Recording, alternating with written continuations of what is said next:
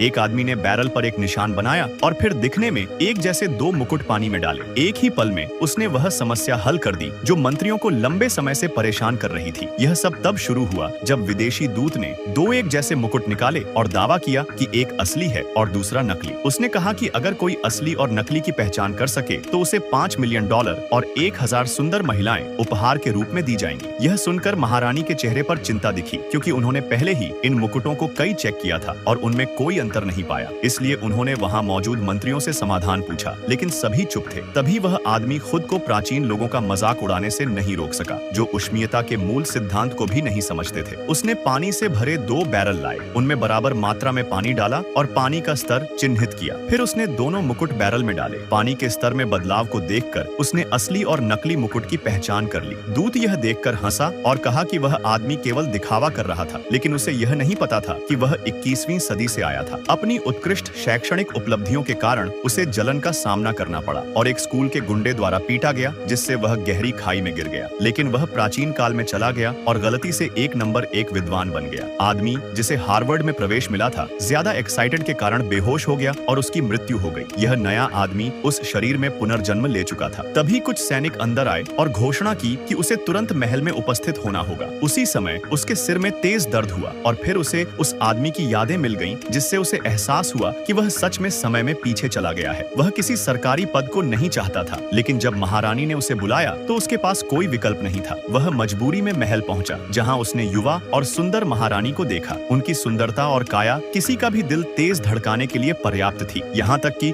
उनके शाही वस्त्र भी उनके आकर्षण को छिपा नहीं पा रहे थे। अचानक महारानी और उनकी दासियों ने उस आदमी के विचारों को सुन लिया। दासियों को लगा कि कोई हत्यारा छिपा हुआ है और उन्होंने तुरंत सैनिकों को जगह की तलाशी लेने का आदेश दिया। जब कुछ भी नहीं मिला तो महारानी को एहसास हुआ कि आवाज वास्तव में उसी आदमी के दिमाग से आ रही थी। उन्होंने जिज्ञासु होकर उससे पूछा कि क्या दोबारा तलाशी ली जाए। उस आदमी ने सोचा, यह तो बस एक युवा महारानी है, लेकिन उसके विचार अभी भी महारानी तक पहुंच गए। महारानी ने हल्की मुस्कान के साथ पूछा कि क्या उसे कोई शिकायत है। वह आदमी चौंक गया और जल्दी से मना कर दिया कि उसे कोई शिकायत नहीं है, लेकिन वास्तव में वह कोई बड़ा पद नहीं चाहता था, बल्कि सिर्फ एक आसान नौकरी चाहता था। लेकिन महारानी ने तुरंत उसे महल का सेवक बना दिया। यह सुनकर उसका सिर चकरा गया। महल का सेवक मात्र एक नौकर का पद था। यह व्यवस्था इतनी सीधी नहीं थी, लेकिन उसने ठान लिया था कि चाहे जो हो जाए वह महारानी के हाथों नहीं फंसेगा। उसे पूरा यकीन था कि यह महारानी वास्तव में उसे अपना नहीं बना सकती।